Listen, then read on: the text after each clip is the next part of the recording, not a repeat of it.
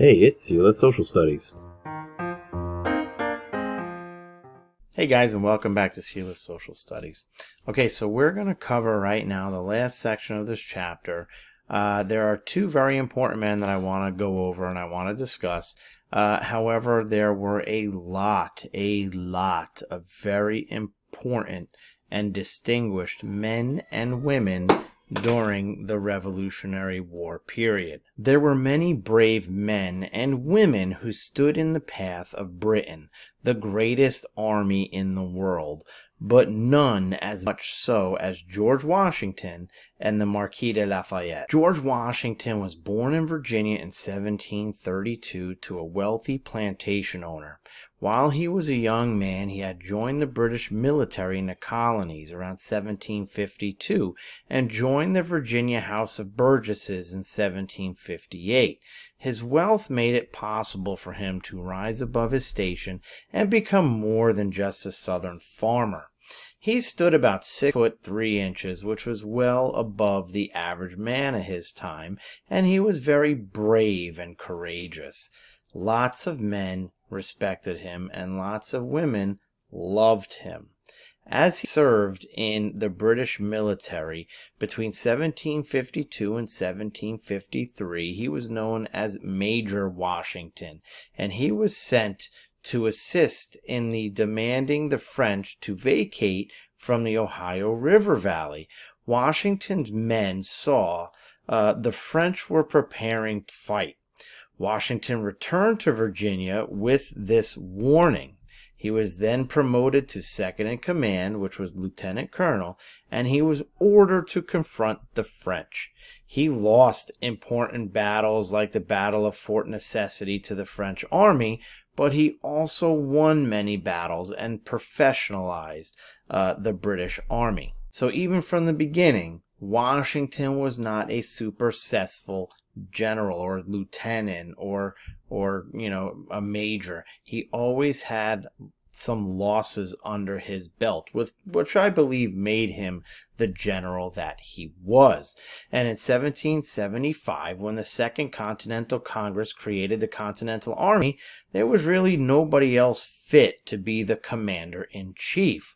Washington was nominated and approved. Washington was successful at the siege of Boston, but almost immediately went on the retreat as the British took Brooklyn and Kip's Bay. In 1776, Washington's army was on a string of losses, and Washington's men kept retreating or leaving the army. They kept deserting the army. The outcome looked really bleak for Washington and the Continental Army, and the British Army was just winning on all fronts. The Continentals were abandoning the army in masses, and Washington needed a spark. On the night of Christmas 1776, Washington did something that was unprecedented. He crossed the icy Delaware River at midnight, attacked that and defeated that group of Hessian soldiers, 900 of them. A huge victory, a huge morale boost to the Continental Army, and French assistance in years to come. Washington and the Continental Army defeated General Cornwallis at the Battle of Yorktown, ending the Revolutionary War.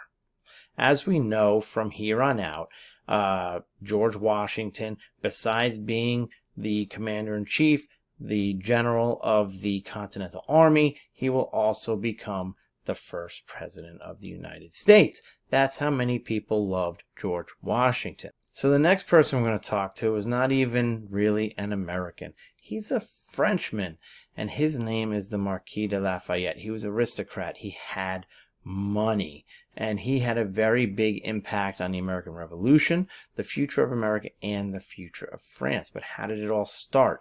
In 1775, Lafayette, who was that French aristocrat, had admission to the Masonic Military Lodge, and that acquainted him with America's pursuit of liberty. The colonist struggle was the catalyst that led him to cast his fortunes both figuratively and literally with the Americans. Their noble pursuit, coupled with lingering French resentment of the British after the 7 Years' War, made eager volunteers of many Frenchmen, the Marquis de Lafayette among that number of men.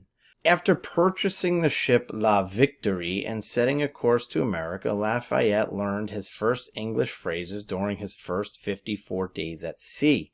In June 1777, landfall in South Carolina brought him within just a several days' ride of his Holy Grail, the opportunity to exact a pound of flesh from the British and to satisfy his DNA's demand that he will raise his sword before the oppressor of his age. Congress originally declined his services when he presented himself in Philadelphia, but his earnestness and his assurance that he would serve at his own expense won him the rank of Major General.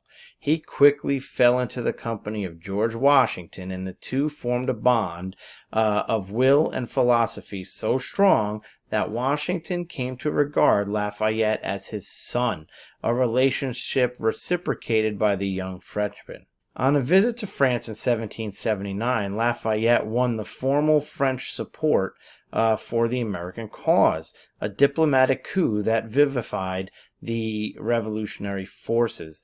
Lafayette's tactical cunning and fearlessness in battle saved the revolution many times, but his French connections were played to their greatest advantage at the 1781 Battle of Yorktown. Lafayette cornered Briton Lord Cornwallis at Yorktown in a triangular trap comprised of French reinforcements to the west, American troops to the east, and the York River to the north. After a siege of several days, Cornwallis capitulated on October 19, 1781. This fatal blow to British forces ensured the American Revolution was all but won. I wanted to make sure and cover those two men because of their strong connection through the American Revolution. Washington and Lafayette were two of the strongest, most respected generals during the war. Now, there were very many other delegates. You're talking about John Adams. You're talking about the Thomas Jefferson, the James Madison, the Alexander Hamilton. We are actually going to go talking about them more and more when we start talking about the forming of our government, the launching of our nation, and the ideals and compromises and negotiations that a lot of those men had to deal with. So just quick covering two generals of the Revolutionary War, George Washington and the Marquis de Lafayette. See you next time on CLS Social Studies.